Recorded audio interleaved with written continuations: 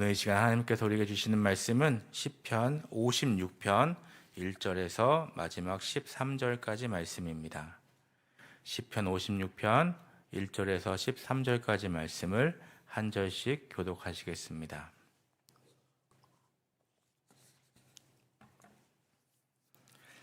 제가 먼저 1절 말씀을 읽겠습니다.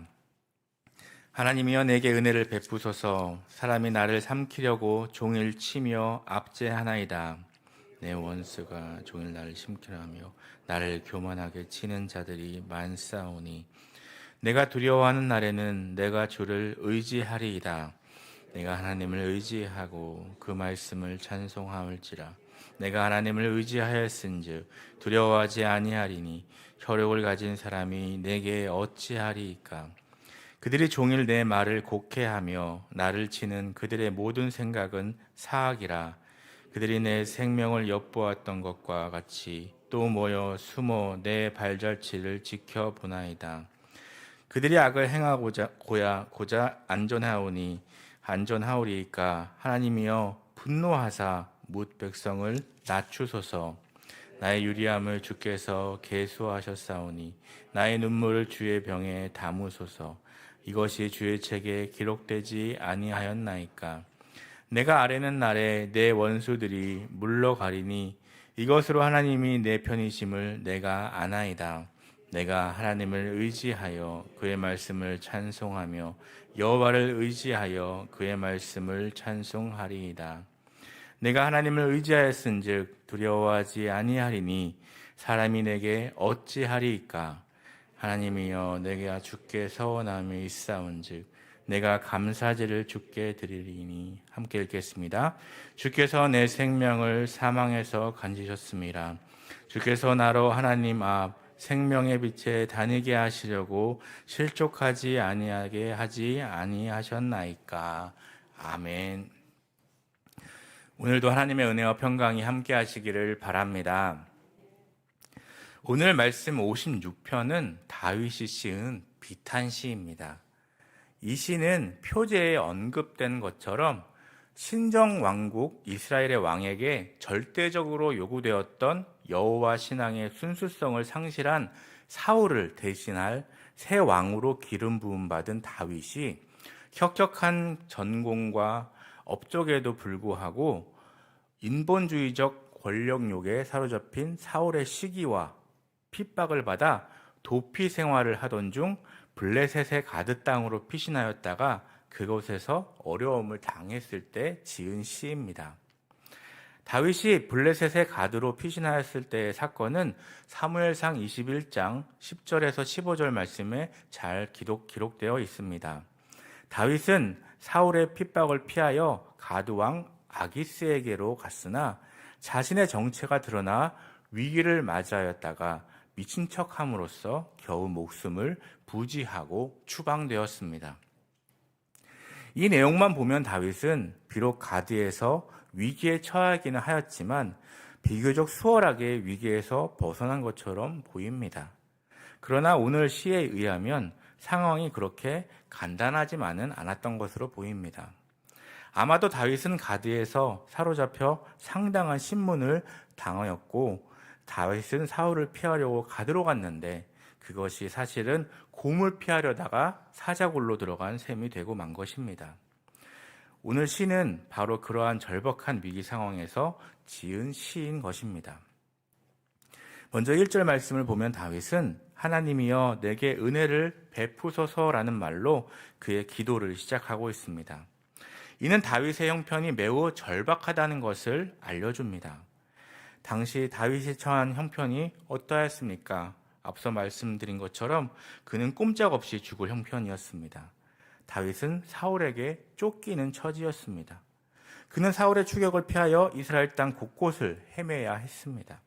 그런데 그는 사울의 추격이 점점 거세지자 더 이상 이스라엘 땅에서는 안전을 장담할 수 없다고 판단하여 이스라엘 땅을 떠나 블레셋의 가드로 가서 그곳 왕 아기스에게 몸을 의탁하고자 하였던 것입니다. 그는 이스라엘 땅을 떠나면 더 이상 사울의 추격을 받지 않을 것이므로 안전할 것이라고 생각했습니다. 또 비록 블레셋이 이스라엘의 적대 국가이고 자신으로 인하여 큰 패배를 당하기는 하였지만 자신이 몇백 명의 수하를 거느리고 가면 자기를 환대하여 줄 것이라고 생각했습니다. 왜냐하면 당시는 전쟁이 빈번하였기 때문에 나라마다 용병이 필요하였으며 또 자신은 사울과 적대 관계에 있기 때문에 이스라엘과 적대 관계에 있는 블레셋으로서도 그를 유용하게 여길 것이라고 생각했던 것입니다. 그러나 그의 예상은 완전히 빗나가고 말았습니다. 블레셋의 장소 중에 다윗이 골리앗을 죽이고 블레셋에 큰 피해를 안겨준 장본인이라는 것을 기억하는 사람들이 있었습니다. 그래서 그들은 아기스에게 이번 기회에 다윗을 죽여야 한다고 주장하기까지 하였습니다. 그래서 결국 다윗은 곰을 피하려다가 사자굴에 들어간 사람처럼 목숨이 아주 위태로운 상황에 처하게 된 것입니다. 그리고 바로 이러한 상황에서 하나님께 제발 살려달라고 호소하고 있는 것입니다. 우리는 이러한 사실을 통하여서 성도가 인간적인 방법으로 고난이나 위기를 벗어나려 하는 것이 얼마나 어리석은 일인지 확인할 수 있습니다. 성도가 인간적인 방법으로 자기에게 임한 고난이나 위기를 벗어나려 하는 것은 도리어 더 큰 고난과 위기를 자초하는 일일 뿐입니다. 성도는 고난과 위기를 당해도 어떻게든 하나님 안에서 하나님의 방법으로 해결하고자 힘써야 합니다. 하나님이 성도에게 고난이나 위기를 허락하신 것은 그를 향한 목적이 있기 때문입니다. 그런데 그처럼 하나님이 허락하신 고난이나 위기를 하나님의 영역 밖에서 인간적인 방법으로 해결하려고 한다면 하나님께서 기뻐하시겠습니까? 그렇지 않습니다. 결국 더 큰 고난과 위기를 맞게 될 뿐인 것입니다. 그러므로 성도는 고난이나 위기가 찾아올 때 그것을 인간적인 방법을 동원하고 해결하려 하지 말고 오직 하나님을 의지하여 하나님 안에서 해결하고자 힘써야 하겠습니다. 3절 말씀을 보면 다윗은 내가 두려워하는 날에는 주를 의지하리이다 라고 고백하고 있습니다. 당시 다윗은 매우 위험하고 비참한 처지에 놓여 있었습니다. 그는 높당에서 제사장 아히멜렉으로부터 받은 골리앗의 칼을 손에 든 채로 블레셋 땅으로 도망했습니다. 블레셋 사람의 입장에서 볼 때 얼마나 황당한 일이었겠습니까? 그들의 가장 뛰어난 전사였던 골리앗을 죽인 장본인으로서 골리앗의 칼을 차고 블레셋 왕에게로 도망간 다윗의 모습은 그들의 눈에는 참 무모하게 보였을 것입니다. 게다가 아기스의 신하들은 그를 결코 살려두어서는 안 된다고까지 말하였습니다. 그러므로 다윗은 그때 죽음의 위기를 느끼며 두려워하지 않을 수 없었던 것입니다. 다윗은 바로 이러한 상황에서 하나님께로 눈을 돌려 하나님을 의지한다고 고백합니다.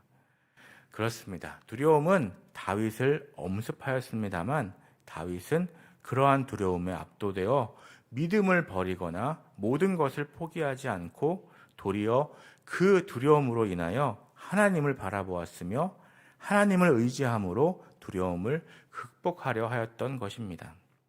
이것이 다윗의 위대한 면입니다. 그는 비록 사울이 두려워 잠시 신앙의 길보다는 인간적인 길을 따르기는 하였지만 결정적인 순간에는 하나님을 바라보고 하나님을 의지함으로 두려움을 극복하였기에 절박하였던 위기도 극복하고 훗날 이스라엘의 위대한 왕이 될 수 있었던 것입니다. 우리는 통제불능으로 보이고 도저히 우리의 힘으로 피해갈 수 없는 큰 위기에 놓여질 때 큰 두려움에 사로잡히게 됩니다. 사실 두려움은 사단이 성도들을 망하는 길로 인도하기 위하여 성도들의 심령에 넣어주는 독소입니다. 따라서 이 두려움을 제거하지 않으면 우리는 영적으로 죽게 됩니다. 그러므로 우리는 우리의 삶 가운데서 오는 두려움을 극복하지 않으면 안 됩니다. 이 두려움이란 누구에게나 찾아옵니다. 사단은 사람을 가려서 두려움을 심어주는 것이 아닙니다. 두려움은 골리앗을 무찌른 용사 다윗에게도 찾아왔습니다. 사람은 다 연약한 육체를 지니고 있기에 모든 사람은 삶 가운데서 다 두려움을 느끼게 마련입니다. 하지만 성도는 그러한 두려움에 압도되어서는 안 되는 것입니다. 성도는 두려움이 엄습하여 올 때 하나님을 바라보아야 합니다. 하나님을 의지해야 합니다. 하나님은 당신을 의지하는 자들의 반석과 산성과 방패가 되어주십니다. 이에 대한 믿음만 있다면 우리는 두려움을 능히 극복할 수 있습니다.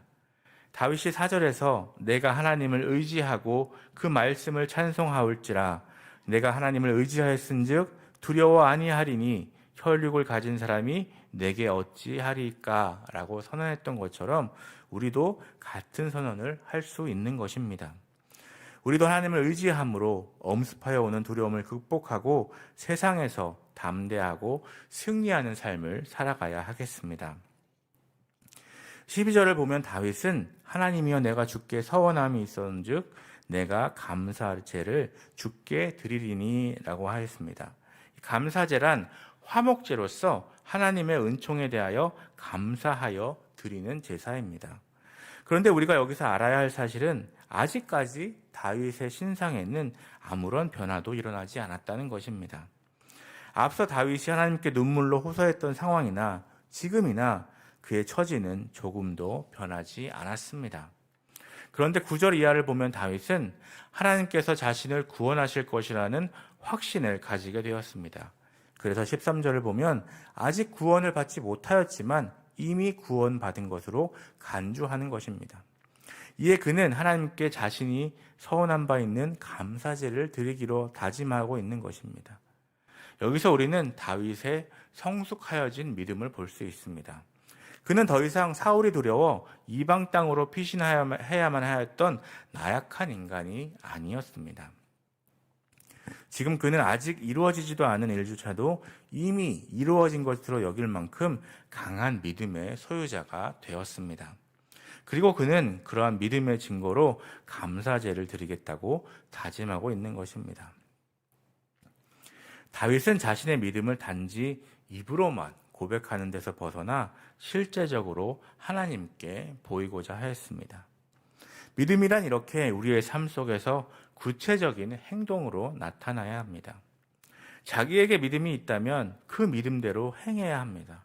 말만 있고 행동이 없는 믿음은 진정한 믿음이라고 할 수 없습니다. 여러분 노아를 보십시오. 히브리서 기사는 믿음으로 노아는 아직 보이지 않는 일에 경고하심을 받아 경외함으로 방주를 예비하여 그 집을 구원하였으니 이로 말미암아 세상을 정죄하고 믿음을 따르는 의의 상속자가 되었다고 말씀하고 있습니다. 노아가 하나님의 말씀을 믿었다는 분명한 증거는 무엇입니까? 그것은 바로 그가 지은 방주였습니다. 많은 사람들이 그를 비웃고 멸시하였을지라도 그는 아직 보지 못했고 어떤 징조도 없는 일을 믿음으로 준비하여 그 자신과 집을 구원하는 믿음의 사람이 될 수 있었던 것입니다. 여러분의 믿음의 증표는 무엇입니까? 여러분의 삶에서 여러분이 하나님을 믿고 그분을 신뢰한다는 분명한 증거와 증표가 나타나고 있습니까? 너희 중에 지혜와 총명이 있는 자가 누구뇨? 그는 선행으로 말미암아 지혜의 온유함으로 그 행함을 보일지라는 야고보서 3장 13절의 말씀처럼 우리 안에 드러낼 수 있는 분명한 믿음의 증표를 소유하고 그 증표를 견고하고 아름답게 만들어가는 성도가 되어야 하겠습니다. 우리는 이 세상을 살아가면서 두려운 날을 만날 때가 많습니다. 그처럼 두려운 날은 까닭이 없이 오는 경우도 있고 우리의 잘못으로 인하여 초래되는 경우도 있습니다. 그러나 어떤 경우이든 우리가 두려운 날을 만나게 될 때 취하여야 할 자세는 한 가지입니다. 그것은 바로 하나님을 의지하는 것입니다. 우리가 하나님을 의지하면 두려운 날은 더 이상 두려운 날이 아닙니다. 전능하신 하나님을 의지하는데 우리가 두려울 것이 무엇이 있겠습니까? 만약 우리가 하나님을 의지하는데도 하나님께서 우리를 돕지 않으신다면 얘기는 달라집니다. 그러나 하나님은 당신을 의지하는 자에 대해서는 반드시 도우시고 보호하시는 분이십니다. 그러므로 하나님을 의지하는 자에게는 두려운 날이 두렵지 않은 것입니다.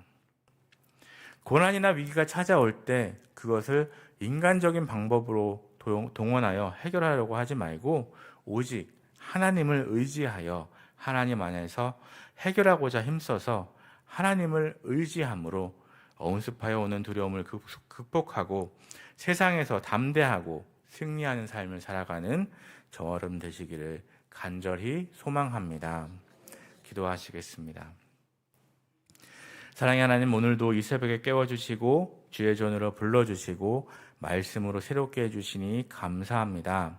하나님, 환난 가운데서 하나님을 기억하지 못하고 찾지 않고 두려워하며 낙심했음을 고백합니다. 용서하여 주시옵소서. 고난이나 위기가 찾아올 때 그것을 인간적인 방법을 동원하여 해결하려고 하지 말고 오직 하나님을 의지하며 하나님 안에서 해결하고자 힘써서 하나님을 의지함으로 엄습하여 오는 두려움을 극복하고 세상에서 담대하고 승리하는 삶을 살아가는 복된 주님의 백성들 될 수 있도록 인도하여 주시옵소서. 주님, 설 명절이 시작되었습니다. 주님 안에서 복된 명절 되게 해주시고 오가는 길도 지켜 보호하여 주시옵소서. 감사드리며 예수님의 이름으로 기도드립니다. 아멘.